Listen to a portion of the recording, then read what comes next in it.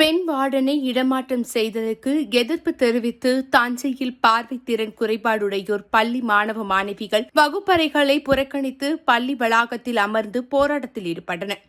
பார்வைத்திறன் குறைவுடையோர் பள்ளி தஞ்சை மேம்பாலம் அருகே பார்வைத்திறன் குறைவுடையோருக்கான அரசு மேல்நிலைப் பள்ளி செயல்பட்டு வருகின்றது. மாற்றுத்திறனாளிகள் நலத்துறை சார்பில் இயங்கி வரும் இந்த பள்ளியில் 100 மாணவர்கள் மற்றும் 50 மாணவிகள் தங்கி படித்து வருகின்றார்கள்.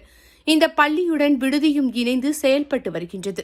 தமிழகத்திலேயே பார்வைத்திறன் குறைவுடையோருக்கான மாணவ மாணவிகள் தங்கி படிக்கும் ஒரே பள்ளி இதுதான். இங்கு கடந்த 6 ஆண்டுகளாக வைரவள்ளி என்பவர் வார்டனாக பணியாற்றி வருகிறார். இந்த நிலையில் தஞ்சை பார்வைத்திறன் குறைபாடுடையோருக்கான பள்ளியில் வார்டனாக பணியாற்றி வந்த அனிதா என்பவரை தஞ்சைக்கும் வைரவள்ளியை திருச்சிக்கும் இடமாற்றம் செய்யப்பட்டது.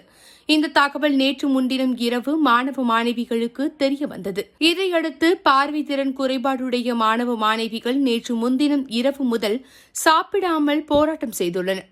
வார்டன் வைரவள்ளியை இடமாற்றம் செய்யக்கூடாது என தெரிவித்து வந்த நிலையில் மாணவ மாணவிகளை சமாதானப்படுத்தி பள்ளி ஆசிரியர்கள் சாப்பிட வைத்துள்ளனர்.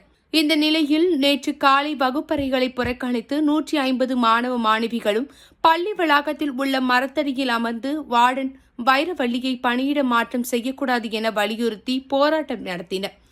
பின்னர் மாணவ மாணவிகள் அனைவரும் மேம்பாலம் பகுதிக்கு வந்து பள்ளிக்கு நுழையும் இடத்தில் தரையில் அமர்ந்து போராட்டத்தில் ஈடுபட்டனர்.